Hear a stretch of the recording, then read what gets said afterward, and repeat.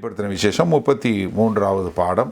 இது 7வது முத்திரையை குறித்தது. வெளிப்படுத்தின விசேஷம் 8வது அதிகாரம் முதல் 5 வசனங்கள். Revelation chapter 8 first 5 verses. Okay. அவர் 7ஆம் முத்திரையை உடைத்த போது பரலோகத்தில் ஏறக்குறைய அரை மணி நேரம் அளவும் அமைதல் உண்டாயிற்று. பின்பு தேவனுக்கு முன்பாக நிற்கிற 7 தூதர்களையும் கண்டேன். அவர்களுக்கு 7 எக்காலங்கள் கொடுக்கப்பட்டது. வேறொரு தூதனும் வந்து தூபங்காட்டும் பொற்களத்தை பிடித்து பலிபீடத்தின் படியிலே நின்றான். சிங்காசனத்திற்கு முன்பாக இருந்த பொற்பீடத்தின் மேல் சகல பரிசுத்தவான்களுடைய ஜெபங்களோடும் செலுத்தும்படி மிகுந்த தூபவர்க்கம் அவனுக்கு கொடுக்கப்பட்டது. அப்படியே பரிசுத்தவான்களுடைய ஜெபங்களோடும் செலுத்தப்பட்ட தூபவர்க்கத்தின் புகையானது தூதனுடைய கையிலிருந்து தேவனுக்கு முன்பாக எழும்பிற்று. பின்பு அந்த தூதன் தூப கலசத்தை எடுத்து அதை பலிபீடத்து நெருப்பினால் நிரப்பி பூமியிலே கொட்டினான். உடனே சத்தங்களும் இடி முழக்கங்களும் மின்னல்களும் பூமி அதிர்ச்சிகளும் உண்டாயின. ஆமேன். அதாவது கர்த்தருடைய நாள் என்று சொல்லக்கூடிய இந்த நியாய தீர்ப்பின் நாள் வரும்போது தான் என்ன பார்க்குறோம், மனிதன் வந்து இந்த பூமி மேலே வைத்திருக்கிற முழு காரியமும் சாத்தானுடைய அதிகாரம் எல்லாம் முறியடிக்கப்பட்டு தேவன் தம்முடைய ராஜ்யத்தை கொண்டு வந்து அவர் என்ன பண்ணுறாரு, அங்கே நியாய தீர்ப்பு செய்யக்கூடிய ஒரு காரியத்தை பார்க்குறோம். ஏன்னா அங்கே தான் வந்து கர்த்தர் தனக்குரிய அந்த தன்னுடைய சொத்தாகி அந்த பூமியை எடுத்துக்கொள்ளக்கூடிய ஒரு காரியத்தை பார்க்குறோம். அப்போ கர்த்தருடைய நாள் என்று சொல்லி பார்க்கும்போது அது என்னவா பார்க்குறோன்னா, அதான் வந்து ஒரு கடைசியாக ஒரு கிளைமேக்ஸாக வரக்கூடிய ஒரு பெரிய கொடுமையான ஒரு அழிவை குறிக்கக்கூடிய ஒரு காரியத்தை நம்ம பார்க்கக்கூடியதாக இருக்கிறது. ஏன்னாங்க கர்த்தருடைய தேவ கோபாக்கினே என்று சொல்லக்கூடிய காரியங்களை அந்த புஸ்தக சூழல் ஒவ்வொரு முத்திரையாக பிரிக்கும்போது அங்கே கூடிக்கொண்டே வரக்கூடிய காரியத்தை பார்க்குறோம். நம்ம ஏற்கனவே பார்த்தது போல் வெளிப்படுத்தின விசேஷம் 6வது அதிகாரத்தில் அங்கே திரளான ஜனங்கள் உட்கார்ந்து அவர்கள் கர்த்தருடைய சாட்சி நிமித்தமோ கர்த்தருடைய வார்த்தை நிமித்தமோ அவங்க கொலை செய்யப்பட்டவங்க என்ன பண்ணுறாங்க, ஆண்டவரே எது வரைக்கும் நீங்கள் பழி வாங்காமல் இருப்பீங்க அப்படின்னு சொல்லி அவங்க சொல்லும்போது கொஞ்ச காலம் பொறுத்துருங்க, அழிவு வரப்போகுது அப்படின்னு சொல்லக்கூடிய ஒரு காரியத்தை பார்க்குறோம். அதில் 6வது வெளிப்படுத்தின 6வது அதிகாரம் 12வது வசனத்தில் 6ஆம் முத்திரை பிரிக்கப்படக்கூடிய காரியத்தை பார்க்குறோம். அதற்கு முன்பாக வரக்கூடிய இதுவரை 6 முத்திரை பிரிக்கப்பட்ட அந்த 6 முத்திரையிலையும் வரக்கூடிய காரியங்கள் கொஞ்சம் சிம்பிளாக நேரடியாக இருக்கிறது போல் இருந்தாலும் இந்த 7வது முத்திரை இன்னும் கொஞ்சம் கடுமையான ஒரு காரியத்தை சந்திக்க போகிறத பார்க்குறோம். இந்த முதல் 5 முத்திரை என்ன பார்த்தோம், பொய்யான சமாதானம், 2வது யுத்தங்கள், 3வது பஞ்சம், 4வது மரணம், 5வது பழி வாங்குதல் என்று சொல்லக்கூடிய ஒரு காரியத்தை பார்க்குறோம். இந்த பழி வாங்குதலை தான் நம்ம வெளிப்படுத்தின 6வது அதிகாரம் 9லிருந்து 11 வரை உள்ள வசனங்களில் நம்ம பார்க்குறோம். அப்போ இங்கே என்ன முதல் 5 இதில் போகும்போதே நம்ம 5 முத்திரை போகும்போதே அதாவது 100 மில்லியன் என்று சொல்லக்கூடிய அவ்வளோ பெரிய ஜனத்தொகை அழிவை சந்திக்கக்கூடிய ஒரு காரியத்தை பார்க்குறோம். இந்த 6ஆம் முத்திரை முடிந்து 6ஆம் முத்திரை பிரிக்கக்கூடியது இந்த கர்த்தருடைய நாள் என்று சொல்லக்கூடிய காரியத்தை நம்ம வேத வசனத்தில் பழைய ஏற்பாட்டிலையும் பார்க்குறோம். அது வந்து என்னத்தை பார்க்குறோம், அது வந்து கர்த்தருடைய நியாய தீர்ப்பை கொண்டு வரக்கூடியதாக அதை நம்ம புதிய ஏற்பாட்டிலையும் பார்க்குறோம். கர்த்தராகிய இயேசு கிறிஸ்து இதை குறித்து தீர்க்க தரிசனமாக சொல்லக்கூடிய ஒரு காரியத்தை பார்க்குறோம். ஆனால் இங்கே இந்த 8வது அதிகாரம் வரும்போது என்ன பார்க்குறோம், இங்கே கர்த்தருடைய நாள் ஏற்கனவே தொடங்கினதை நம்ம பார்க்குறோம். ஏன்னா 6வது முத்திரை முடிந்து 7வது முத்திரை தொடங்கும்போது என்ன வந்துருச்சு, ஒரு கடைசி நியாய தீர்ப்பு என்று சொல்லக்கூடிய ஒரு காரியம் வரக்கூடியதை நம்ம பார்க்குறோம். ஏன்னா இங்கே பார்க்கும்போது நியாய தீர்ப்பில் என்ன பார்க்குறோம், நிலநடுக்கங்களும் அது மாத்திரமல்ல கடைசியாக தேவதூதன் வந்து என்ன பண்ணுறாரு, தன்னுடைய அப்படியே கொண்டு வந்து அக்கினியை போடக்கூடியது, இடி முழக்கங்களும் சத்தங்களும் அது மாத்திரமல்ல இதெல்லாம் நடக்கக்கூடிய ஒரு காரியத்தை நம்ம பார்க்குறோம். அப்போ என்னென்ன அங்கே வந்து பார்க்கும்போது 7வது முத்திரை வந்து சாதாரணமாக இருக்கக்கூடிய ஒரு காரியம் பார்க்கல. ஏன்னா இந்த 7வது முத்திரை பண்ணும்போதே இந்த 7வது முத்திரைக்குள்ளேயே என்ன பார்க்குறோம், அங்கே 7 எக்கால காரியங்கள், 7 எக்கால நியாய தீர்ப்பு என்று சொல்லக்கூடிய ஒரு காரியத்தை பார்க்குறோம். வரிசையாக ஒன்றன் பின் ஒன்றாக 7 எக்கால தீர்ப்பு என்று சொல்லக்கூடிய ஒரு காரியத்தை பார்க்குறோம். ஆனால் இங்கே வந்து பார்க்கும்போது இதுவரை வந்தது வந்து நேராக வந்தாலும் இப்போ இந்த 8வது முத்திரை 7ஆம் முத்திரை அப்படின்னு சொல்லக்கூடிய 7ஆம் முத்திரையை பிடிக்கும்போது அங்கே என்ன பார்க்குறோம், அதில் 7 எக்கால நியாய தீர்ப்பு 7 எக்கால தீர்ப்பு வரக்கூடியதை பார்க்குறோம். அதோடு சேர்த்து அதில் வந்து என்ன பார்க்குறோம், 7 கலச நியாய தீர்ப்பு, 7 ட்ரம்பட்ஸ் அண்ட் 7 பவுல்ஸ் என்று சொல்லக்கூடிய இந்த காரியங்கள் எல்லாம் நடக்கக்கூடிய ஒரு காரியத்தை பார்க்குறோம். அப்போ இது எப்போ நடக்குதுன்னா, உபத்திரவ காலம் என்று சொல்லக்கூடிய 7 வருஷத்தில் நம்ம 6 முத்திரையில் எங்கே வந்துடுறோம், ஆல்மோஸ்ட் மிட் பாயிண்ட் என்று சொல்லக்கூடிய பாதி காலகட்டத்துக்கு வந்துடுறோம். இது கடைசி காலத்தில் நடக்கக்கூடிய ஒரு காரியமாக நம்ம பார்க்குறோம். ஏன்னா அங்கே வந்து பார்க்கும்போது 7வது முத்திரை திறந்த உடனே அங்கே ஒன்றன் பின் ஒன்றாக நடக்கக்கூடிய ஒரு காரியத்தை பார்க்குறோம். வெளிப்படுத்தின விஷயம் 9வது அதிகாரம் 10வது வசனத்தில் பார்க்கும்போது என்ன பார்க்குறோம், அங்கே 5வது எக்காலம் ஊதும்போது அங்கே என்ன பார்க்குறோம், அதாவது தேள் கொடுக்கப்பட்டு தேள் வந்து என்ன பண்ணுது, மக்களை ஒரு 5 மாதங்கள் வாதை பண்ணி அங்கே சாகக்கூடிய ஒரு காரியத்தை பார்க்குறோம். அப்போ என்னென்னா அங்கே வர வர அந்த ஒரு மாத கணக்கில் அவங்க கஷ்டப்பட்டு அவங்க சொல்லக்கூடிய ஒரு காரியத்தை நம்ம இங்கே பார்க்குறோம். அதனால தான் அங்கே வந்து பார்க்கும்போது ஒரு ஒரு பாதி காலம் கடந்து கடைசி காலத்தினுடைய கடைசி 3 வருஷத்தில் நம்ம இருக்கக்கூடிய ஒரு காரியத்தை பார்க்குறோம். இதில் ஒரு சிலர் வந்து என்ன நினைக்கிறாங்க, இல்லை 7வது முத்திரை பிரித்த உடனே வந்து எக்காலத்தை நியாய தீர்ப்பு வந்துடுது, அதே சைமல்டேனியஸாகவே அதே நேரத்திலே வந்து இந்த கலச நியாய தீர்ப்பும் வந்துடுது அப்படின்னு சொல்லக்கூடியதா.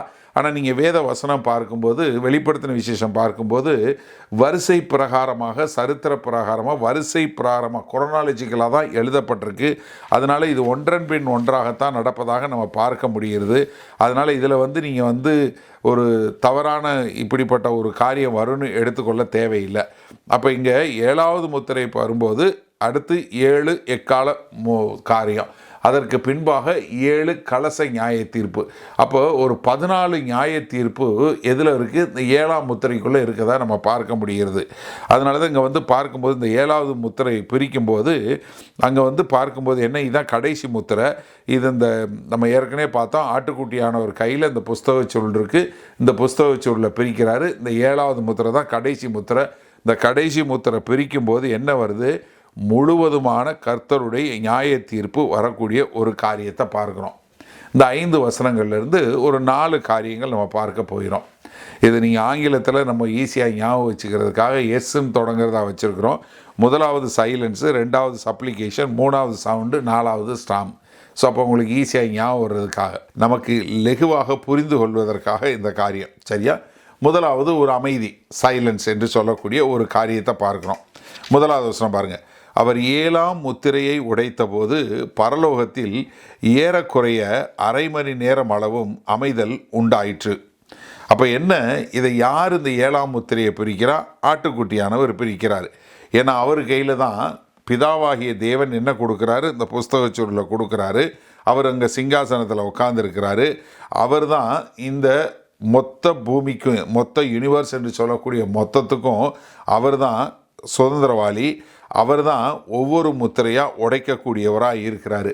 நீங்கள் ஆங்கில வேதாகமம் வச்சு இந்த வசனம் வாசிச்சிங்கன்னா அந்த ஹீ என்று சொல்லக்கூடியதில் ஹச் வந்து கேபிட்டல் இல்லைன்னா அந்த வெர்ஷன் யூஸ் பண்ணாதீங்க. ஏன்னா இது வந்து இயேசு கிறிஸ்துவை குறிக்கக்கூடியது. ஏன்னா அவர் தான் இதை குறிக்கிறாரு. ஏன்னா இதில் 6 முத்திரை போயிடுச்சு, இப்போ 7வது முத்திரை பிரிக்கிறாரு. என்ன, ஆட்டுக்குட்டியானவர் கர்த்தராகிய இயேசு கிறிஸ்து இதை உடைச்சி என்ன பண்ணுறாரு, 7வது முத்திரையை உடைக்கும்போது அங்கே என்ன பார்க்குறோம், ஒரு பெரிய அமைதல் உண்டானதை நம்ம பார்க்குறோம். இப்போ நீங்கள் வந்து பார்த்தீங்கன்னா இங்கே வந்து ஒரு அமைதல் என்று சொல்லும்போது நம்ம இதுவரைக்கும் பார்த்தது, நீங்கள் பார்த்தீங்கன்னா 6வது அதிகாரமாக இருக்கட்டும், 5வது அதிகாரமாக இருக்கட்டும், 4வது அதிகாரமாக இருக்கட்டும், இல்லை 7வது அதிகாரம், எல்லாம் என்ன பார்த்தோம், ஒரே பயங்கரமான ஆராதனை பார்த்தோமா. எல்லாரும் கூடி பாடக்கூடியது, எல்லாரும் சேர்ந்து ஒரே பயங்கரமாக பாடக்கூடிய ஒரு காரியத்தை பார்க்குறோம். அங்கே வந்து பரலோகம் வந்து எப்படிப்பட்ட காரியமாக இருக்குது, ஒரு பயங்கர சந்தோஷமாக ஒரே சத்தமாக இருக்கக்கூடிய ஒரு காரியத்தை பார்க்குறோம். ஆனால் இப்போ இதை திறந்த உடனே என்ன வருது, ஒரு பெரிய அமைதல் உண்டாகுன்னு சகரியா இதை குறித்து எழுதும்போது, சகரியா 2வது அதிகாரம் 13வது வசனம் சொல்லும்போது சொல்கிறாரு, மாம்சமான சகலமான பேர்களே கர்த்தருக்கு முன்பாக மௌனமாயிருங்கள், அவர் தமது பரிசுத்த வாசஸ்தலத்திலிருந்து எழுந்தருளினார் என்று சொல் என்றார். அப்போ என்ன, இங்கே வந்து ஒரு கடைசியாக வரக்கூடிய ஒரு நியாய தீர்ப்பு. அதனால் இதுக்கப்புறம் வேறு முத்திரை எதுவும் கிடையாது. இது 7வது முத்திரை. இந்த முத்திரையை பிரிக்கிறாரு. அதனால் என்ன பார்க்குறோம், அங்கே ஒரே சத்தமாக கர்த்தருக்கு துதியோட நன்றியோட ஆராதனை செய்து கொண்டிருந்ததெல்லாம் ஒரு அமைதலாக இருக்கக்கூடிய ஒரு காரியத்தை பார்க்குறோம். ஏன்னா நீங்கள் ஒரு நிமிஷம் சீக்வன்ஸாக பார்த்தீங்கன்னா 4வது அதிகாரத்தில் என்ன பார்க்குறோம்? 4 மிருக ஜீவன்கள் தங்களுடைய 2 கால் சட்டைகள்லாம் 2 காலை மறைச்சிக்கிறாங்க. 2 நாள் அவங்கள மறைத்து கொண்டு அவங்க என்ன பரிசுத்தர் பரிசுத்தர் பரிசுத்தர்னு ஓயாமல் பாடிக்கொண்டே இருக்கிறாங்க. அவங்களோட சேர்ந்து 24 மூப்பர்களும் சேர்ந்து பாடுறாங்க. இதற்கு பின்பாக என்ன பார்க்குறோம்? திரளான தேவதூதர்கள் சேர்ந்து பாடக்கூடியதை பார்க்குறோம். அதற்கு பின்பாக என்ன? மரித்த இரத்த சாட்சியாக மரித்தவங்க என்ன பார்க்குறோம்? பலிபீடத்துக்கு கீழே உட்காந்து அவங்களும் அவங்க கூட சேர்ந்து பாடக்கூடியதை பார்க்குறோம். அதற்கு பின்பாக 7வது அதிகாரத்தில் என்ன பார்க்குறோம்? உபத்திரவ காலத்தில் மீட்கப்பட்டு உபத்திரவ காலத்தில் மரித்த எண்ணிலடங்காத சகல கோத்திரக்காரரும் சகல பாஜைக்காரரும் சகல தேசக்காரரும் சகல ஜாதிகளும் என்ன எல்லாம் சேர்ந்து ஒருவரும் எண்ணிக்கையில் எண்ண முடியாத முறியான் என்று சொல்லக்கூடியதா கணக்கில் அடங்காத மக்கள் கூடி நின்று கர்த்தரை இரவும் பகலும் ஆராதித்து கொண்டு இருக்கக்கூடிய ஒரு காரியத்தை நம்ம பார்க்குறோம். இப்போ இந்த 7வது முத்திரை பிரிக்கும்போது எல்லாமே ஒரு அமைதி, எல்லாமே ஒரு ஸ்டாண்ட் சில்லுக்கு வந்துடுது. ஏன்னா கர்த்தர் தன்னுடைய கடைசி நியாயத்தீர்ப்புடைய முத்திரையை பிரித்த உடனே எல்லாரும் ஒரு நிமிஷம் அமைதியாகக்கூடிய ஒரு காரியம். என்ன ஒரு பெரிய ஒரு அமைதி, சொல்ல முடியாத ஒரு அமைதி. இதில் யோவான் என்ன சொல்கிறாரு? அந்த அமைதிக்கு அரை மணி நேரம் ஆச்சுன்னு எழுதுகிறாரு. எப்படி? அரை மணி நேரம் அளவுக்கு அமைதி இருந்ததுன்னு. ஏன்னா அவர் பத்ம தீவில் உட்காந்துருக்கிறாரு. அவர் என்ன பார்க்குறாரு? இங்கே இதெல்லாம் பார்க்கும்போது என்ன அங்கே இந்த 7வது முத்திரையை பிரித்த உடனே எல்லாரும் அப்படின்னு சொல்லி ஒரு நிமிஷம் அமைதியாகி எல்லாரும் இருக்கிறாங்க. ஒரு 1/2 hour ஆகுது, ஒரு அரை மணி நேரத்துக்கு எல்லாமே இதாகுது. காரணம் என்ன? இப்போ பாவத்தை ஜெயங்கொள்ள போகிறாரு, பாவத்தை கொண்டு வந்த சாத்தானை ஜெயங்கொள்ள போகிறாரு. கிறிஸ்து ஒரு வெற்றி சிறந்தவராய் ஜெயங்கொண்டவராக வரப்போகிறாரு. அதனுடைய கடைசி முத்திரங்கிறதுனால எல்லாரும் அப்படியே ஒரு வாய் மூடி அப்படின்னு அமைதியாக இருக்கக்கூடியதா. அதை ஒரு அரை மணி நேரம் ஆச்சுன்னு சொல்லி யோவான் எழுதக்கூடிய காரியம். இப்போ முதலாவது சைலன்ஸ். 2வது என்ன? சத்தம், சவுண்டு. 2வது வசனம் பாருங்கள். பின்பு தேவனுக்கு முன்பாக நிற்கிற 7 தூதர்களையும் கண்டேன், அவர்களுக்கு 7 எக்காலங்கள் கொடுக்கப்பட்டது. இப்போ என்ன பார்க்குறோன்னா, இங்கே அங்கே ஒரு அமைதல் இருந்தது. அதற்கு பின்பாக இங்கே தேவதூதர்கள் 7 பேரை சொல்லக்கூடிய ஒரு காரியத்தை பார்க்குறோம். நீங்கள் வேத வசனத்தில் பார்க்கும்போது தேவதூதர்கள் எப்பொழுதுமே நியாய தீர்ப்பில் அவங்க பங்கு பெறக்கூடிய ஒரு காரியத்தை பார்க்குறோம். நீங்கள் மத்தேயு 13வது அதிகாரத்தில் சொல்லப்பட்ட ஓமானங்களாக இருக்கட்டும், இல்லை 24வது அதிகாரமாக இருக்கட்டும், இல்லை 25வது அதிகாரமாக இருக்கட்டும், இதில் பூரா கர்த்தராகிய இயேசு கிறிஸ்து சொல்லும்போது எப்படி தேவதூதர்கள் நியாய தீர்ப்பில் ஈடுபடுவாங்க அப்படின்னு சொல்லக்கூடிய ஒரு காரியத்தை நம்ம பார்க்குறோம். இங்கே 7 தேவதூதர்கள் சொல்லும்போது இங்கே ஒரு டெஃபினட் ஆர்டிக்கல் என்று சொல்லக்கூடியதா, அதாவது இது ஒரு ஸ்பெசிஃபிக்காக அந்த 7 பேர் சொல்லக்கூடியதா. ஏன்னா அவங்களுக்கு சொல்லும்போது பின்பு தேவனுக்கு முன்பாக நிற்கிற 7 தூதர்களையும் கண்டேன். அதாவது இப்போ என்னென்னா இவங்க ஒரு 7 தூதர்கள் அப்படின்னு சொல்லும்போது அவங்கள ஒரு குறிப்பிட்ட 7 தூதர்கள் என்று சொல்லக்கூடிய காரியம். ஒருவேளை இவர்கள் செய்ய போகிற ஒரு காரியம், இல்லை இவங்களை தெரிந்தெடுத்து கர்த்தர் கொடுக்க போகிற காரியத்தினால அவர்கள் கொஞ்சம் சிறப்பாக இவங்களை இந்த காரியத்துக்காக தெரிந்தெடுத்திருக்கிறாரு, அதனால அவர்கள் சிறப்பு மிக்கவர்கள், இல்லை அவங்க ஒரு ஸ்பெசிஃபிக்காக எழுதியிருக்கா என்னன்னு தெரியல. ஆனால் அவங்க என்ன தேவதூதர்கள், அவங்க என்ன நியாய தீர்ப்புக்காய் தெரிந்தெடுக்கப்பட்டவர்கள்னு. 104வது சங்கீதத்தில் பார்த்தீங்கன்னா, என் ஆத்துமாவே கர்த்தரை ஸ்தோத்திரி, என் தேவனாகிய கர்த்தாவே நீர் மிகவும் பெரியவராயிருக்கிறீர், மகிமையையும் மகத்துவத்தையும் அணிந்து கொண்டிருக்கிறீர், ஒளியை வஸ்திரமாக தரித்து வானங்களை திரையை போல் விரித்திருக்கிறீர், தமது மேல் வீடுகளை தண்ணீர்களால் மச்சுப்பாவி மேகங்களை தமது ரதமாக்கி காற்றினுடைய செட்டைகளின் மேல் செல்லுகிறார், தம்முடைய தூதர்களை காற்றுகளாகவும் தம்முடைய ஊழியக்காரரை அக்கினி ஜுவாலைகளாகவும் செய்கிறார், பூமி ஒருபோதும் நிலைபெறாதபடி அதன் ஆதாரங்கள் மேல் அதை ஸ்தாபித்தார். என்ன எல்லாத்தையும் படைச்சாரு, தேவதூதர்களையும் படைச்சாரு. அந்த தேவதூதர்களுடைய காற்றினுடைய செட்டையில் போகக்கூடியதா, அவர்கள் மூலமாக தூதர்களை காற்றுகளாக தம்முடைய ஊழியக்காரர் என்ன அக்கினி ஜுவாலையாகவும் படைத்தார் என்று சொல்லக்கூடிய ஒரு காரியம்.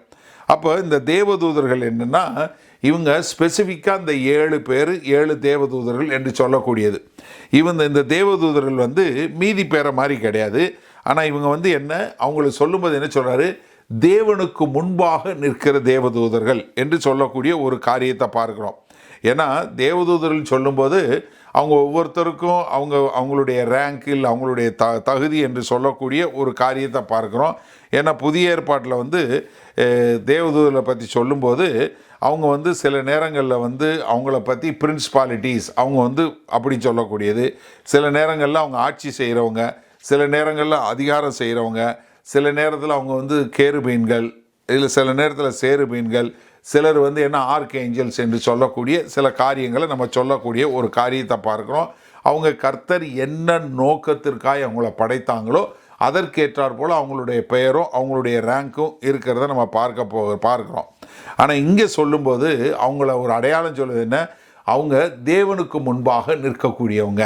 இந்த 7 தேவதூதர்கள் யார், தேவதூதனுக்கு முன்பாக நிற்கக்கூடியவங்க.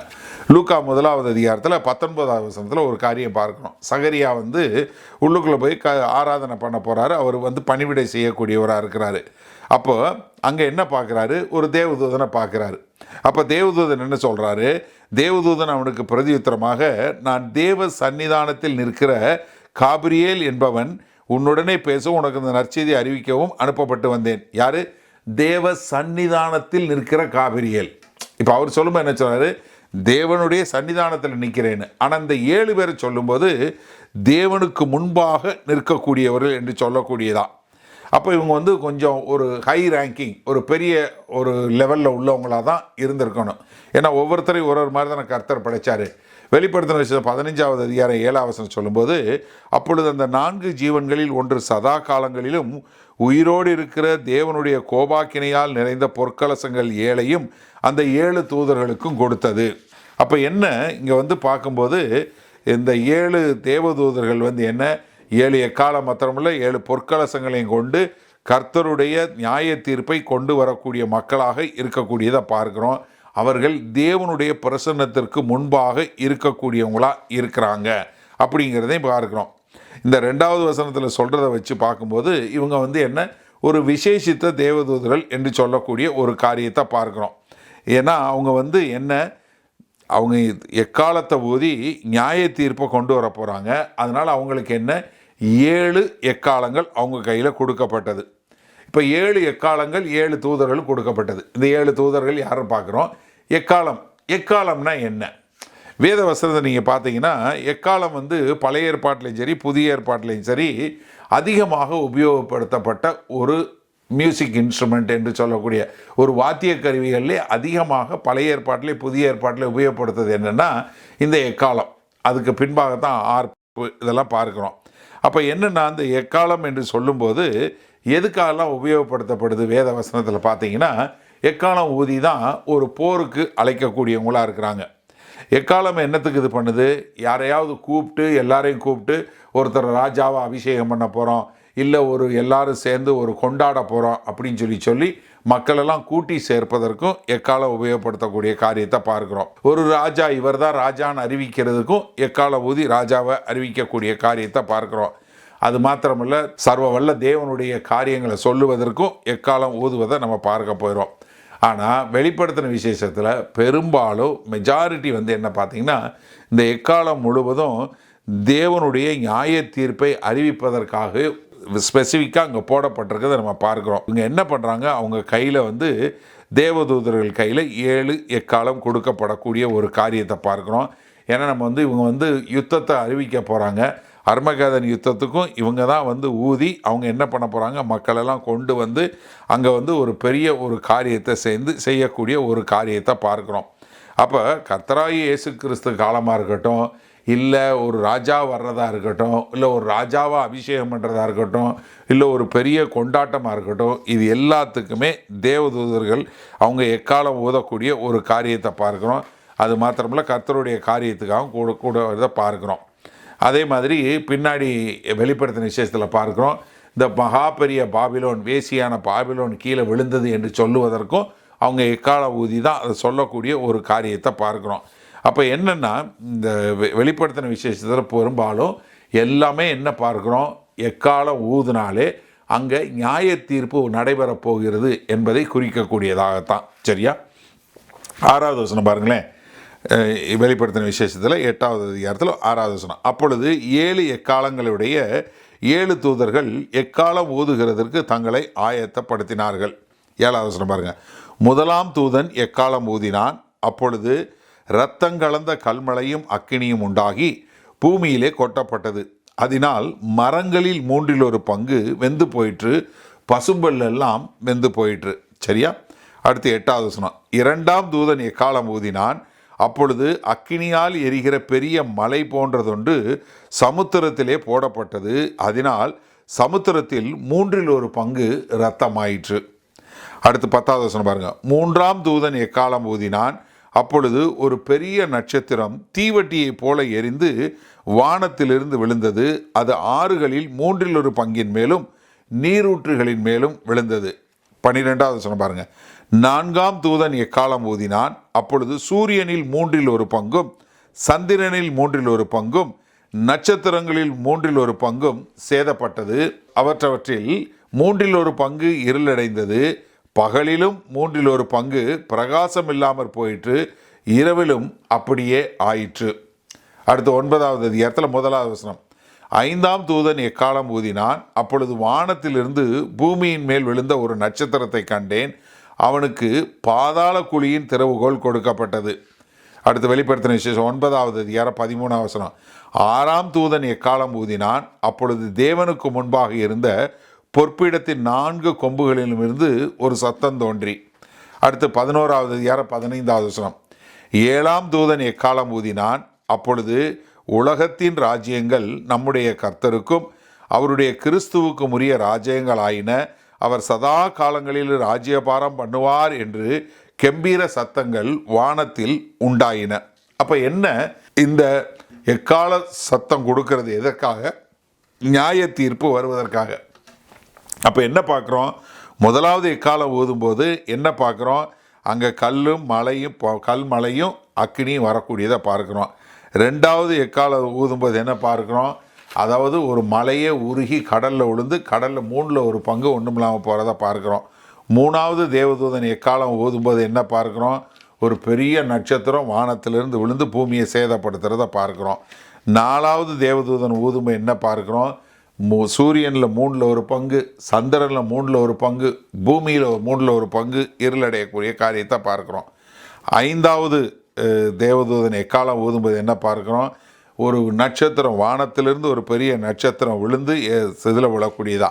அப்போ அது மாத்திரமில்லை, ஒரு பாட்டம்லெஸ் பிட் என்று சொல்லக்கூடிய அதிலிருந்து வரக்கூடிய ஒரு சாவியும் பார்க்குறோம். 6வது தேவதூதன் ஊதும்போது என்ன பார்க்குறோம்? அங்கே கிட்டத்தட்ட 200 மில்லியன் பீப்புள் அழிவை சந்திக்கக்கூடியதை பார்க்குறோம். 7வது தேவதூதன் எக்காலம் ஊதும்போது என்ன பார்க்குறோம்? அங்கே கர்த்தராகி இயேசு கிறிஸ்து ராஜ்யபாரம் பண்ணக்கூடியதை பார்க்குறோம். அப்போ என்ன, முதலாவது 7ஆம் முத்திரையை பிரிக்கும்போது என்ன பார்க்குறோம்? ஒரு அமைதல் உண்டாகிறத பார்க்குறோம். 2வது எக்காலம் ஊதக்கூடிய ஒரு காரியத்தை பார்க்குறோம். 3வதாக முதல்ல அமைதி, 2வது எக்கால சத்தம், 3வது என்ன? சப்ளிகேஷன், அதாவது வேண்டுதல் என்று சொல்லக்கூடியதா. 3வது வசனம் பாருங்கள். வேறொரு தூதனும் வந்து தூபங்காட்டும் பொற்களத்தை பிடித்து பலிபீடத்தின் படியிலே நின்றான். சிங்காசனத்திற்கு முன்பாக இருந்த பொற்பீடத்தின் மேல் சகல பரிசுத்தவான்களுடைய ஜெபங்களோடும் செலுத்தும்படி மிகுந்த தூபவர்க்கம் அவனுக்கு கொடுக்கப்பட்டது. இங்கே இன்னொரு தேவதூதரை பார்க்குறோம். அதில் இன்னொரு காரியம் என்னென்னா, அவர் கையில் என்ன பார்க்குறாரு? ஒரு தூப கலசம், தூபங்காட்டும் பொற்கலசத்தை அவர் கையில் இருக்கிறத பார்க்குறோம். அது என்ன, அவர் பரிசுத்தவான்களுடைய ஜெபத்தை போட்டு அதை என்ன பண்ணுறாரு? அங்கே இருக்கிற பலிபீடத்தின் மேலே வைத்து அதை கர்த்தருக்கு சுகந்த வாசனையாக கொடுக்கக்கூடிய ஒரு காரியத்தை நம்ம பார்க்குறோம். பழைய ஏற்பாட்டில் பார்க்கும்போது என்ன பார்க்குறோம்? 2 பலிபீடத்தை பார்க்குறோம். ஒன்று வெளியே இருக்கிற வெங்கல பலிபீடம், இன்னொன்று உள்ளே இருக்கிற ஆல்டர் ஆஃப் இன்சென்ஸ் என்று சொல்லக்கூடியதான நறுமணத்தை கொடுக்கக்கூடிய பலிபீடம். 2 பலிபீடத்தை பார்க்குறோம். ஒன்று வெளியே, இன்னொன்று உள்ளுக்குள்ளே எங்கே பொற்கலசம் கொடுக்கக்கூடிய எங்கே இருக்குது? அதாவது இப்போ மகா பரிசுத்த ஸ்தலம் என்று சொல்லக்கூடிய அந்த மகா பரிசுத்தத்தினுடைய திரைச்சிலைக்கு பக்கத்தில் இருக்கக்கூடியது. சரியா? இப்போ அந்த வெளியே இருக்கிறது வந்து எதுக்கு உபயோகப்படுத்துதுன்னா, அங்கே வந்து பழி செலுத்தி அங்கே வந்து கறி போட்டு அதில் எரித்து அதில் பழியை வெட்டி போட்டு எரிப்பதற்காக. உள்ளே இருக்கிறது எதுக்கு உபயோகப்படுத்துதுன்னா, அங்கே வந்து அவங்க ஜெபத்தை கேட்கக்கூடியதாக மக்களுடைய ஜெபத்தெல்லாம் கொடுத்து அங்கே வந்து இதை போடும்போது அது சுகந்த நற்கந்தக வாசனையாக கர்த்தருக்கு வரக்கூடியதாக பார்க்கக்கூடிய ஒரு காரியத்தை பார்க்குறோம். இங்கே சொல்லும்போது என்ன சொல்கிறாரு, அவர் வந்து வெளியே இருக்கிறதுலேருந்து ஒரு சின்னதை வச்சு அங்கேருந்து என்ன எடுத்து வராரு, அங்கேருந்து கங்கை எடுத்துகிட்டு வராரு. அந்த இதை எடுத்துகிட்டு வந்து இங்கே உள்ளே கொண்டு வந்து உள்ளே இருக்கிற அந்த கங்கோட சேர்த்து என்ன பண்ணுறாரு, இந்த உள்ளுக்குள்ளே இருக்கிற அந்த தூப வர்க்கம் என்று சொல்லக்கூடிய அந்த தூப வர்க்கத்துக்கு முன்னாடி கொண்டு வந்து அங்கேருந்து எடுத்து வந்த இதோட சேர்த்து தூப வர்க்கத்தில் இருக்கிறத எடுத்து போட்டு ரெண்டையும் சேர்த்து வச்சு இங்கே கர்த்தருக்கு தேவனுக்கு காட்டக்கூடியதாக ஒரு காரியத்தை பார்க்குறோம். காரியம் அங்கே போய் பின்னாடி இருந்து வெளியே இருந்து இதை எடுத்துகிட்டு வந்து உள்ளே கொண்டு வந்து தூப வர்க்கத்துக்கு முன்னாடி கொண்டு தூப கலசத்துக்கு முன்னாடி வைத்து அவர் அதை செலுத்துவார். ஆனால் இங்கே இந்த வேலையை யார் பார்க்குறா? ஒரு தேவதூதன் பார்க்குறார். சரியா?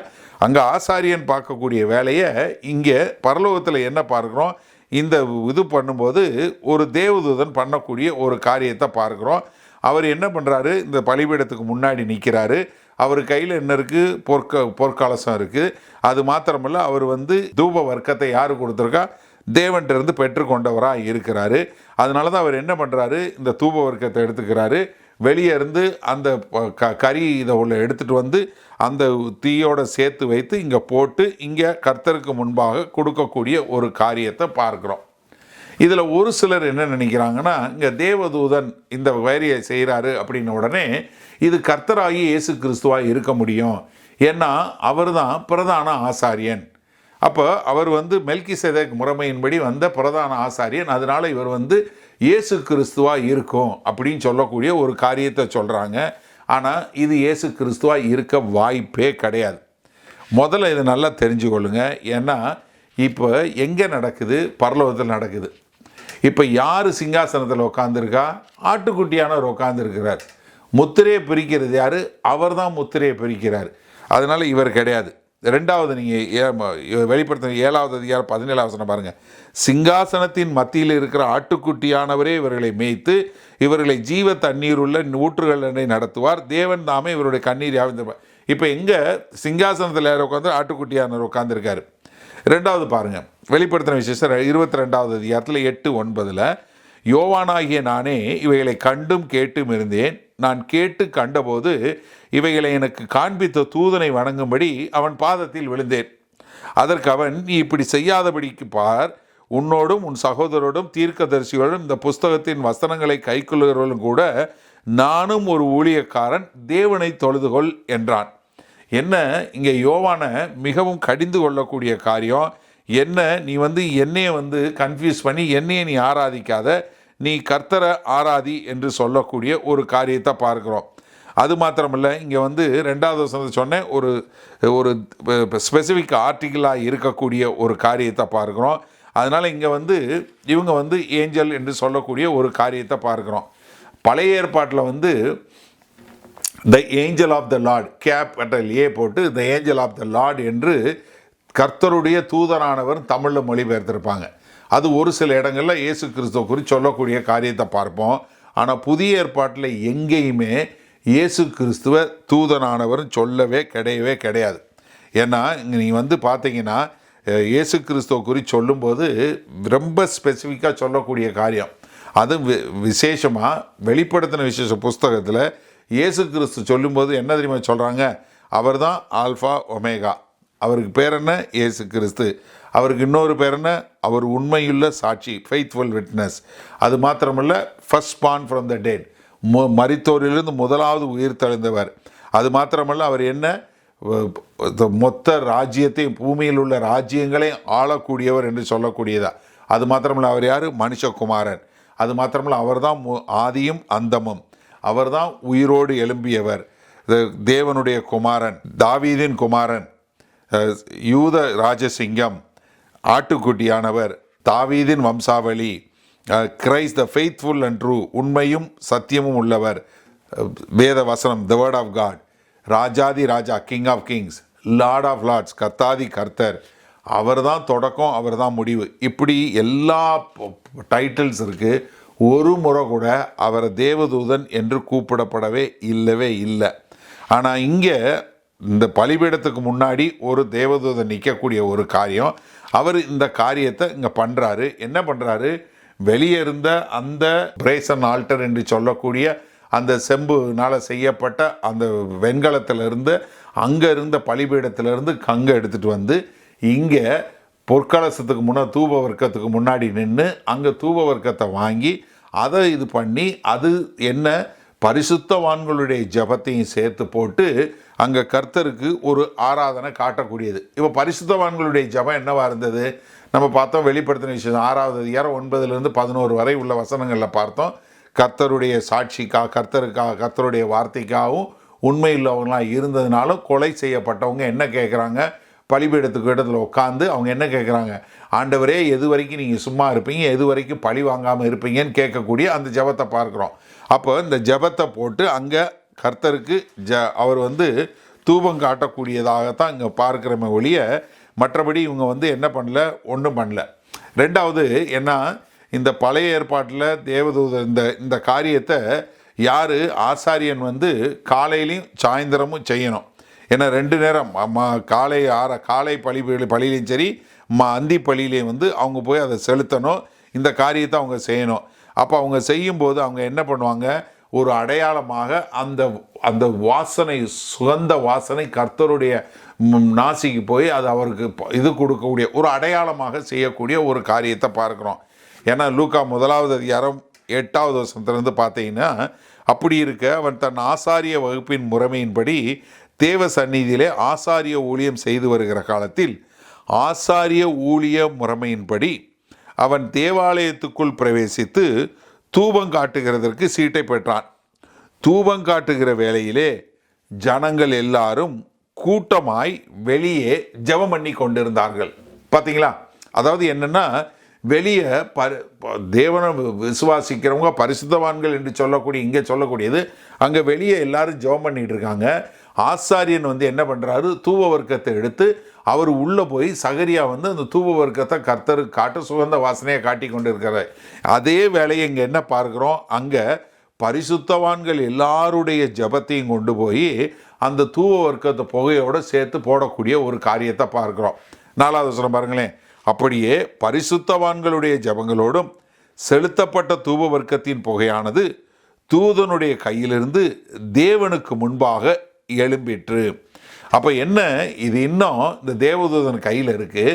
அந்த ஜபங்களோட தூப வர்க்கத்தையும் போடும்போது அந்த ஜபங்களோட சேர்ந்து அது மேலே எழும்பி வரக்கூடிய ஒரு காரியத்தை நம்ம பார்க்குறோம். அப்போ என்ன, முதலாவது அமைதல் உண்டானது, 2வது சத்தம் உண்டானது, 3வது ஜபங்கள் உண்டானது, 4வது என்ன, ஸ்டாம் என்று சொல்லக்கூடியதாக என்ன, ஒரு பெரிய ஒரு அசைவு உண்டாகக்கூடிய ஒரு காரியம், ஒரு புயல் மாதிரி நடக்கக்கூடிய காரியம். 5வது சொல்ல பாருங்க. பின்பு அந்த தூதன் தூப கலசத்தை எடுத்து அதை பலிபீடத்தின் நெருப்பினால் நிரப்பி பூமியிலே கொட்டினான். உடனே சத்தங்களும் இடி முழக்கங்களும் மின்னல்களும் பூமி அதிர்ச்சியும் உண்டாயின. இப்போ நம்ம இது பார்க்கும்போது 6வது முத்திரையிலேயே பூமி அதிர்ச்சி உண்டாகக்கூடிய ஒரு காரியத்தை பார்க்குறோம். எப்படி பூமியும் வானம் மடமடம் என்று உடைந்து போகக்கூடிய ஒரு காரியத்தை நம்ம ஏற்கனவே பார்த்தோம். ஆனால் இங்கே பார்க்கும்போது பரலோகத்திலிருந்து காட்டக்கூடிய ஒரு காட்சியாக இருக்கிறத நம்ம பார்க்குறோம். இப்போ என்ன, இந்த எக்காலம் ஊதின உடனே என்ன, எக்காலம் இது பண்ண உடனே என்ன ஆகுது? அங்கேருந்து ஒரு எரிகிற ஒரு நல்ல ஒரு பந்து போல் எரிகிற பந்து என்ன வருது? வானத்திலிருந்து கிளம்பி அது என்ன பண்ணுது? இங்கே பூமியில் மோதக்கூடிய ஒரு காரியத்தை பார்க்குறோம். இப்போ நம்ம அடிக்கொருக்க செய்திகளையும் பார்க்குறோம். ஒரு பெரிய மீட்டர் வரப்போகுது, அது என்ன பண்ணுது? பூமியை அடிக்க போகுது, இந்த இடத்துல அடிக்க போகுது, அப்படி இப்படின்னு சொல்ல கடைசியில் என்ன 1 டிகிரி இதாகிடுச்சு, அதனால் மிஸ் ஆயிடுச்சு அப்படின்னு சொல்லக்கூடிய காரியத்தை நம்ம நிறைய முறை கேள்விப்பட்டோம். அதே மாதிரி தான் இங்கேயும் கர்த்தர் சொல்லும்போது என்ன, இப்படிப்பட்ட ஒரு காரியம் வரப்போகுது அப்படின்னு சொல்லக்கூடியதான். இயேசு கிறிஸ்து தன்னுடைய மத்தேயு 13வது அதிகாரத்தில் ஓமானத்தில் சொல்லும்போது 30வது வசனம் பாருங்கள், அறுப்பு காலத்தில் நான் அறுக்கிறவர்களை நோக்கி முதலாவது களைகளை பிடுங்கி அவைகளை சுட்டரிக்கிறதற்கு கட்டுகளாக கட்டுங்கள், கோதுமையோ என் களஞ்சியத்தில் சேர்த்து வையுங்கள் என்பேன் என்று சொன்னான் என்றார். என்ன, இதெல்லாம் கட்டி அக்கினியில் போடுறதுக்கு வச்சிருங்க அப்படின்னு சொல்லக்கூடியது. அதே மாதிரி 13வது அதிகாரம் 41 42 சொல்லும்போது, மனுஷகுமாரன் தம்முடைய தூதர்களை அனுப்புவார், அவர்கள் அவருடைய ராஜ்யத்தில் இருக்கிற சகல இடர்களையும் அக்கிரமம் செய்கிறவர்களையும் சேர்த்து அவர்களை அக்கினி சூளையிலே போடுவார்கள், அங்கே அழுகையும் பற்கடிப்பும் உண்டாயிருக்கும். என்ன, அவங்க எல்லாருமே கடைசி இறுதி நியாய தீர்ப்பில் அவங்க எல்லாமே கட்டி அக்கினியில் போடப்படக்கூடிய மக்களாக இருப்பாங்க. அதனால் இங்கே என்ன பார்க்குறோம், இங்கே எல்லாமே அங்கே தேவதூதர்கள் செய்யும்போது எல்லாம் இதாகி ஒரு அக்கினிமயமான ஒரு நியாய தீர்ப்பு வரக்கூடிய ஒரு காரியத்தை பார்க்குறோம். இப்போ என்னென்னா இதில் ஒரு ஒரு ஒரு பெரிய கனெக்ஷன் என்ன பார்க்குறோன்னா, இங்கே இந்த தூப கலசம் யார் கையில் இருக்குது? தேவதூதன் கையில் இருக்குது. அது எதோடு இணைக்கப்பட்டிருக்கு? பரிசுத்தவான்களுடைய ஜெபத்தோடு இணைக்கப்பட்டிருக்கு. ஏன்னா இந்த பரிசுத்தவான்கள் ஜெபத்தோடு இணைக்கப்பட்டிருக்கு. இந்த தேவதூதனுக்கு அக்கினி எங்கேருந்து வந்துச்சு? ஏன்னா அவர் என்ன பண்ணுறாரு, உள்ளே போய் அந்த இதோட சேர்த்து அக்கினியை எடுத்துகிட்டு வந்து இந்த ஜெபத்தோடு சேர்த்து இங்கே போடக்கூடிய ஒரு காரியத்தை நம்ம பார்க்குறோம்.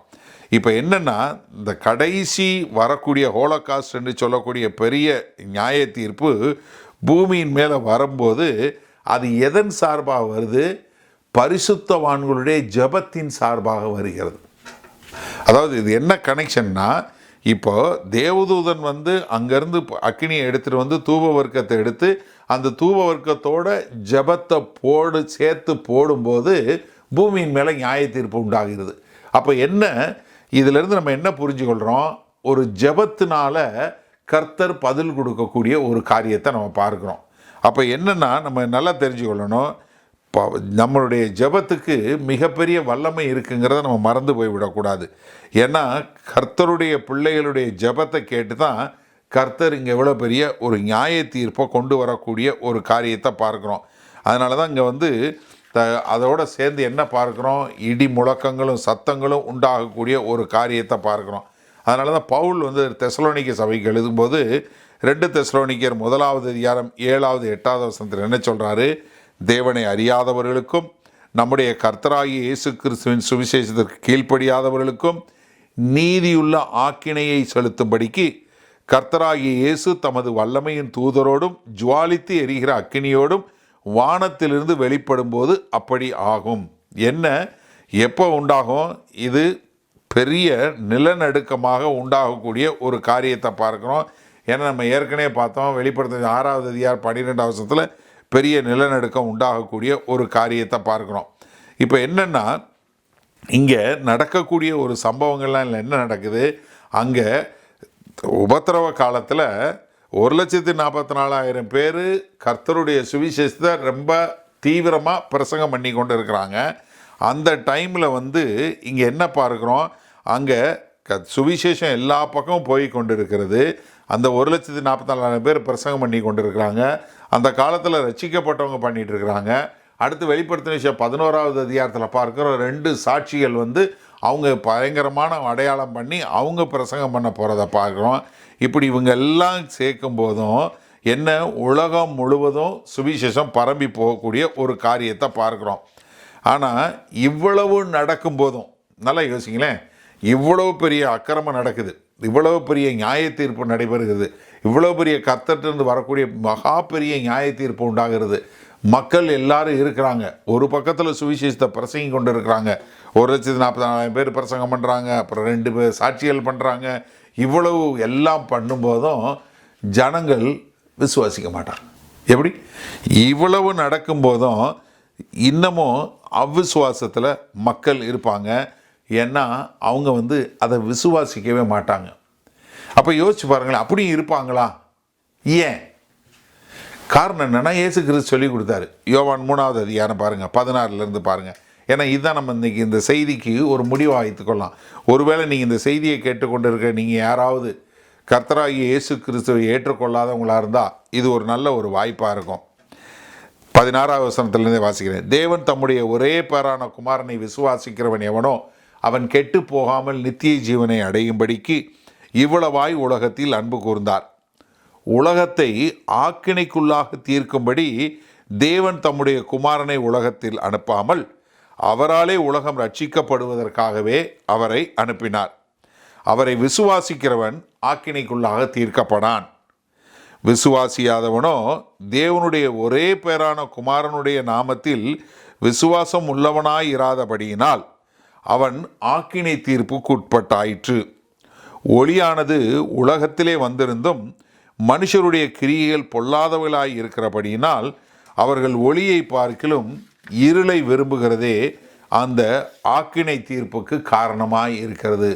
என்ன அவ்விசுவாசத்தினால கர்த்தரை விசுவாசியாமல் அவர்கள் அக்கிரமத்தையும் அநியாயத்தையும் விசுவாசிக்கக்கூடிய மக்களாக இருக்கிறாங்க. இது அப்போவும் இருந்தாங்க, இப்போவும் இருக்கிறாங்க. உபத்திரவ காலத்தில் அவ்வளவு உபத்திரவம் நடக்கும் போதும் இவ்வளவு பெரிய நியாய தீர்ப்பு நடைபெறும் போதும் விசுவாசியாமல் அவ்விசுவாசத்தில் மக்கள் இருக்க தான் செய்வாங்க. ஏன்னா ஆண்டவர் கேட்கும்போது என்ன கேள்வி கேட்குறாரு? நீ ஏன் சாகணும்னு கேட்குறாரு. நீ ஏன் சாகணும்? நான் உன்னைய ரட்சிக்க விரும்புகிறேங்கிறத சொல்கிறாரு. எசேக்கியேல் 33வது அதிகாரம் 11வது வசனத்தில் கர்த்தராகிய ஆண்டவர் உரைக்கிறது என்னவென்றால், நான் துன்மார்க்கனுடைய மரணத்தை விரும்பாமல் துன்மார்க்கன் தன் வழியை விட்டு திரும்பி பிழைப்பதையே விரும்புகிறேன் என்று என் ஜீவனை கொண்டு சொல்லுகிறேன். எப்பா, நீ துன்மார்க்கன், ஆனால் அந்த வழியை விட்டு என்னை ஏற்றுக்கொண்டு வாழ விரும்புகிறேன். இஸ்ரவேல் வம்சத்தாரே, உங்கள் பொல்லாத வழிகளை விட்டு திரும்புங்கள், நீங்கள் ஏன் சாக வேண்டும் என்கிறார் என்று அவர்களோட சொல்லு. ஏப்பா, ஏன் சாக விரும்புகிறீங்க? ஏன்னா என்னுடைய விருப்பம் என்ன? நீங்கள் யாரும் அப்படி அழிந்து போகக்கூடாது. அதனால தான் பிதாவாகிய தேவன் தம்முடைய குமாரனாகிய கிறிஸ்துவை அனுப்பிச்சு அவர் மூலமாய் நாம் எல்லோரும் தேவனோடு சமாதானம் பெறக்கூடிய ஒரு காரியத்தை நமக்கு பண்ணி கொடுத்துருக்கிறாரு. அப்போ இந்த செய்தியை கேட்டுக்கொண்டு இருக்கிற நீங்களும் நானும் கர்த்தராகிய இயேசு கிறிஸ்துவை விசுவாசித்து பிதாவாகிய தேவனோட ஐக்கியத்தில் வரும்போது நீங்கள் இப்படிப்பட்ட நியாய தீர்ப்பிலிருந்து தப்பித்து கொள்ள முடியும். ஏன்னா மறுபடியும் அதே கேள்விதான், நீங்கள் ஏன் சாக வேண்டும்?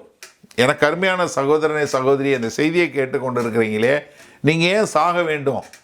நான் சொல்கிறது மாம்ச பிரகாரமான சாவு இல்லை, ஆவிக்குரிய முறையில் கர்த்தரை விட்டு பிரிந்து போவதுதான் சாவு. அப்போ நீங்கள் ஏன் சாக வேண்டும்? உங்களுக்கு மனம் திரும்புவதற்கு இப்போ ஒரு வாய்ப்பு இருக்குது. அப்போ உபத்திரவ காலத்திலையும் முரட்டாட்டமாக விசுவாசியாதவங்க இருக்க போகிறாங்க. அந்த 7வது முத்திரையை பிரிக்கும் போதும் மக்கள் விசுவாசியாமல் இருக்க போகிறாங்க. அப்பொழுதும் விசுவாசியாமல் இப்பொழுதும் விசுவாசிக்காதவங்க இருக்கிறாங்க. ஒருவேளை இன்றைக்கு கர்த்தராகிய இயேசு கிறிஸ்து இன்றைக்கு உங்களுடைய இருதயத்தில் வர விரும்புகிறார், பரிசுத்த ஆவியானவர் உங்களை தொட விரும்புகிறார் அப்படின்னு சொன்னால் நீங்கள் கர்த்தராகிய இயேசு கிறிஸ்துவை ஏற்றுக்கொண்டு நீங்கள் வரப்போகிற நித்திய ஆக்கினை தீர்ப்பிலிருந்து உங்களை தப்பிச்சு கொள்ளுங்க. இயேசு கிறிஸ்துவை ஏற்றுக்கொண்டு அவர் மூலமாக வரும்போது நீங்கள் என்ன கர்த்தருடைய காரியங்களில் வாழக்கூடிய மக்களாக இருப்பீங்க. ஆனால் அன்றைக்கு அவர்கள் கர்த்தரை நிராகரித்தாங்க. ஏன்னா அவங்க பொல்லாத வழிகளை விரும்பினாங்க, பொல்லாத வழிகளில் போனாங்க. ஆனால் ஆண்டவர் சொல்கிறதெல்லாம், நீ மனம் திரும்பி என்னை ஏற்றுக்கொள், நான் உன்னுடைய தேவனாய் இருக்க விரும்புகிறேன் என்று சொல்லக்கூடியதா. அப்போ இந்த நல்ல நாளில் இந்த செய்தியை கேட்டுக்கொண்டு இருக்கிற நீங்கள் நம்ம பார்க்கிறது உபத்திரவ காலத்தில் நடக்க போகிறது. அந்த உபத்திரவ காலத்தில் நாங்கள் இருக்க மாட்டோம். ஏன்னா சபை முன்னாடியே மேலே போயிடும், நான்லாம் மேலே போயிடுவேன். ஒருவேளை அந்த 3.5 வருஷம் கடைசி 2-3 வருஷத்தில் ஒருவேளை இந்த செய்தியை பார்க்குறவங்களா இருந்தால் அன்னைக்கே நீங்கள் முழங்கால் போட்டு கர்த்தரை ஏற்றுக்கொள்ளுங்க. அவ்வளோ தூரம் காலம்பதாமதம் பண்ண வேண்டியதில்லை, இன்றைக்கே நீங்கள் ஏற்றுக்கொள்ளலாம். நீங்கள் செய்ய வேண்டியதெல்லாம், ஆண்டவராய் இயேசு கிறிஸ்துவே, உங்களை நான் என் சொந்த இரட்சகராய் ஏற்றுக்கொள்கிறேன், நான் பாவி என்று அறிக்கை செய்கிறேன், என்னுடைய பாவங்களுக்கு என்னை மன்னியுங்க, உண்மை என்னுடைய சொந்த இரட்சகராக ஏற்றுக்கொள்கிறேன், நீரே என்னுடைய தேவன் என்று நான் அறிக்கை செய்கிறேன், எனக்கு பரிசுத்த ஆவியை கொடுங்கன்னு சொல்லி கேட்டு கர்த்தரோடு சமாதானம் பெற்று நீங்களும் இந்த ஆக்கினை தீர்ப்பிலிருந்து தப்பித்து கொள்வதற்கு கர்த்தர் உங்களுக்கு கிருபை பாராட்டுவாராக. செய்வீர்களா? மகா கிருபையும் இரக்கம் நிறைந்த எங்கள் அன்பின் தகப்பனே, கர்த்தாவே, இந்த அருமையான நல்ல மாலை வேலை காய்மை நன்றியோடு துதிக்கிறோம், நாமத்தை போற்றுகிறோம். இப்போதும் ஆண்டவரே, இதோ இந்த செய்தியை கேட்டுக்கொண்டிருக்கிற யாராவது ஒருத்தர் தாங்கள் கர்த்தரோடு இணைக்கப்படவில்லை என்கிற ஒரு சந்தேகம் இருந்தால் இன்றைக்கே அவர்கள் ஆண்டவரே உம்மை ஏற்றுக்கொண்டு உம்மோடு இசைந்து வாழ்ந்து வரப்போகிற இப்படிப்பட்ட கொடிய காலங்களிலிருந்து தப்பித்து கொண்டு உம்முடைய பிள்ளைகளாய் இந்த பூமியில் ஜெயங்கொண்டவர்களாய் வாழ எங்கள் தேவன் கிருபை பாராட்டுங்க. மீட்பெரும் இரட்சகருமாகிய இயேசு கிறிஸ்துவின் மூலம் பிதாவே, ஆமேன். உங்களில் யாருக்காவது ஜெப தேவைகள் இருக்குமானால் நீங்கள் உங்களுடைய வீடுகளில் உங்கள் கதவை பூட்டி நீங்கள் ஆண்டவரை நோக்கி ஜெபம் பண்ணுங்கள்.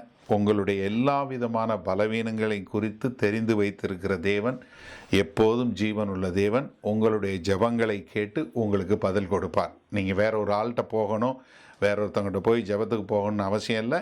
நீங்கள் ஜெபம் பண்ண ஆண்டவராகிய இயேசு கிறிஸ்துவை ஏற்றுக்கொண்ட எல்லாரும் பிதாவாகிய தேவன்கிட்ட ஜெபம் பண்ணால் அந்த ஜெபத்தை கேட்டு பதில் கொடுக்கக்கூடிய அன்புள்ள பரமபிதா தான் நமக்கு இருக்கிறாரு. அதனால் தைரியமாக நீங்கள் ஜெபம் பண்ணுங்க. அதே சமயத்தில் இன்னொரு காரியமும் நாங்கள் சொல்கிறோம், எங்களுக்காய் ஜெபம் பண்ணுங்க. ஏன்னா வேத வசனத்தில் அதான் சொல்லியிருக்கு, நீங்கள் எந்த ஊழியக்காரரையும் ஜெபம் பண்ண போங்கன்னு சொல்லலை, ஆனால் ஊழியக்காரருக்காக ஜெபம் பண்ண சொல்லியிருக்கு. நாங்கள் தைரியமாக தேவனுடைய வார்த்தை இன்னும் அதிகமாக பிரசங்கிக்க எங்களுக்காய் நீங்கள் ஜெபிக்கும்படி கேண்டிக் கொள்கிறேன். ஆமேன்.